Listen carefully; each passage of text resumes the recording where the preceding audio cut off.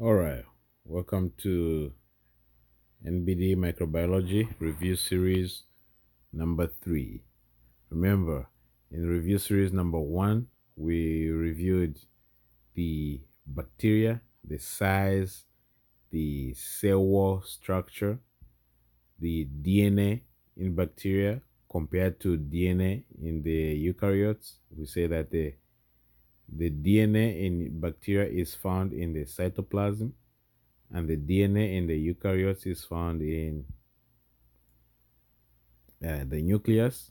Okay, and we talked about the gram positive versus gram negative. Okay, we touched on it in terms of the structural differences. We talked about mycoplasma bacteria that they do not gram stain. Okay, so you have to do acid fast staining for mycoplasma bacteria. And the other thing we discussed was the the the disaccharides, okay, that may make up the peptidoglycan of the cell wall. And we say that it's a repeat series of N-acetylmuramic acid and N-acetyl glucosamine. Okay, you have to keep those in mind. You have to know those things. We also discuss about the virulence factors. Okay, so review series number 3. Let's continue. So gram positive cell wall. All right.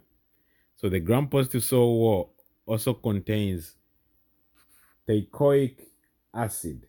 Okay, contains teichoic acid and lipoteichoic acids. And these teichoic acids have a lipid group. You have to know these lipids. Okay, these are important. These teichoic and lipoteichoic acids have a lipid group attached to one end and can integrate with the membrane. They are polymers of glycerol, okay, and phosphate. So lipoteichoic acid and teichoic acid are polymers of glycerol. Right? And these are found in gram positive cell wall. All right. Okay. So teichoic acid in the gram positive cell wall is cross-linked to peptidoglycan, and lipoteichoic acid is anchored to the plasmic membrane by covalent bond. This is like very critical that you need to understand it. Okay, it's the lipoteic. So this one, teichoic acid is cross-linked to peptidoglycan of the cell wall, and lipoteichoic acid is covalently anchored to cytoplasmic membrane attached to fatty acids. Okay, all right. So the gram negative cell wall, the outer membrane. So the gram negative has an outer membrane and inner membrane. Okay, in addition to the cell wall. So in the outer membrane lies outside the peptidoglycan layer. So the outer membrane, remember the peptidoglycan layer is the layer forming the cell wall. So meaning for this gram negative cell wall bacteria, they have an outer membrane, and then they have the peptidoglycan layer, which is the cell wall, and then you have an inner membrane. Okay. So the outer membrane contains pore forming porin. Okay, porin proteins.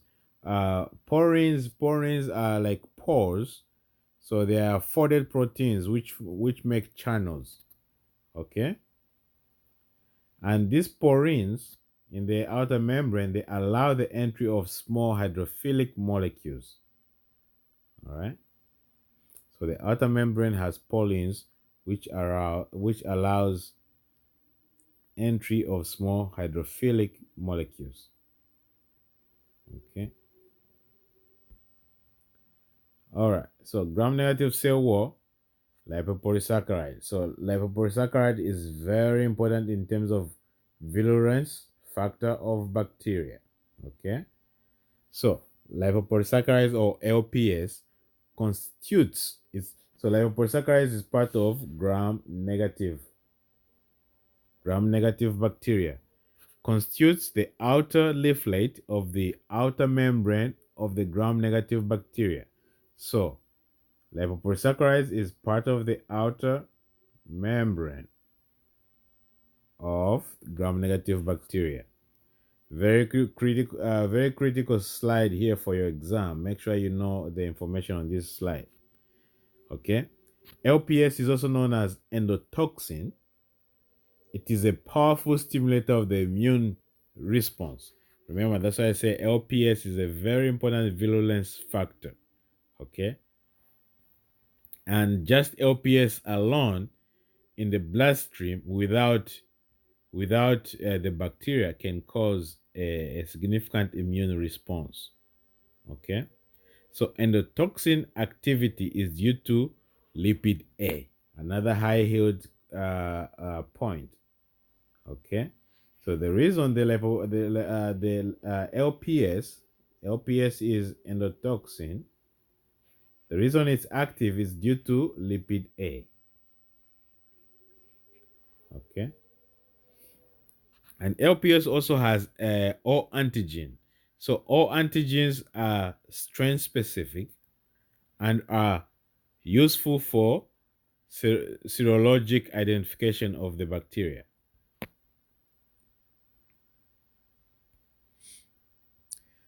All right, still on the gram-negative cell wall.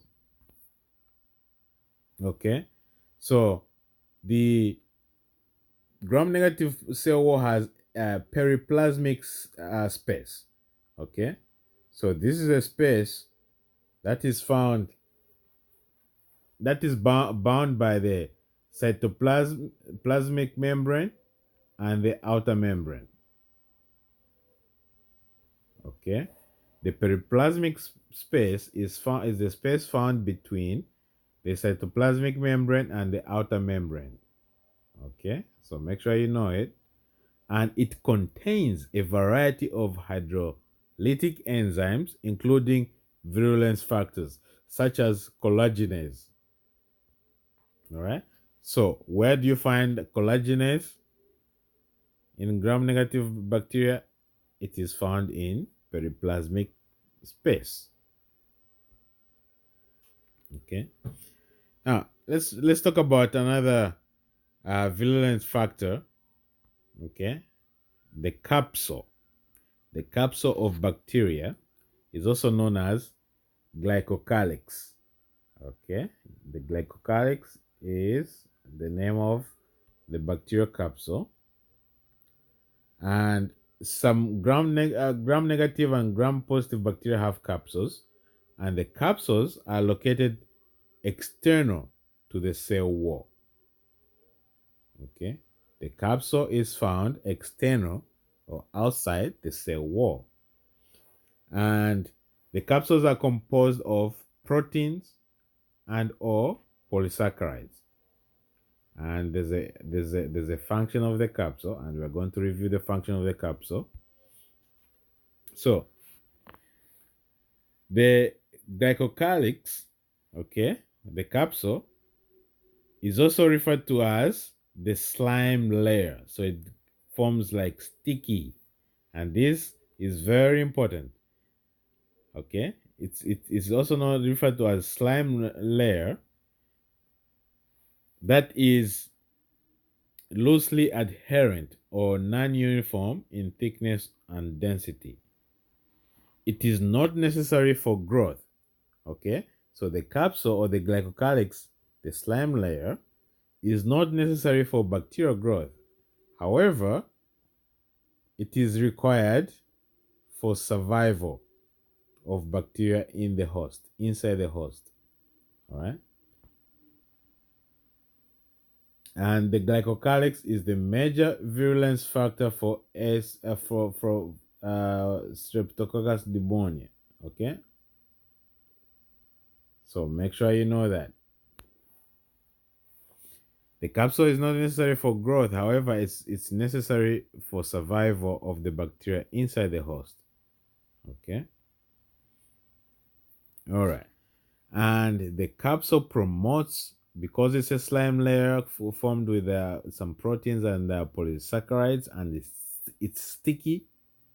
It promotes adherence of strep mutants. Remember, the reason that strep mutants stick to teeth easily is because of the slime layer, the capsule, the glycocalyx.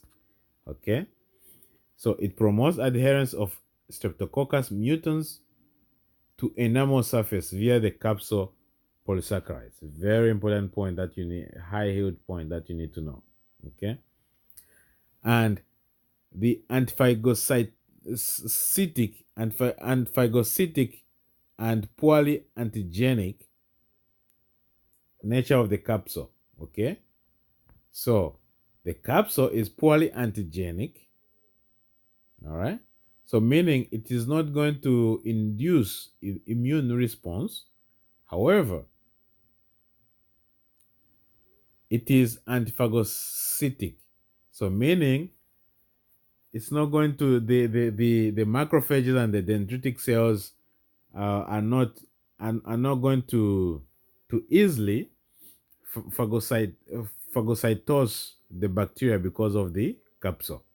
All right, so you have to understand the anatomy of the bacteria and what each layer of the bacteria does, okay, or the purpose, or how it helps the bacteria to grow or invade the host. Okay, so the capsule also protects bacteria from phagocytes such as the macrophages and dendritic cells and other immune cells. Okay, all right, so make sure you review the review series 1, 2, 3. Okay, the next one coming up is going to be review series number 4. Okay, hope you enjoyed. And if you have any questions, comment or email me. Okay, good luck in your preparation and stay strong.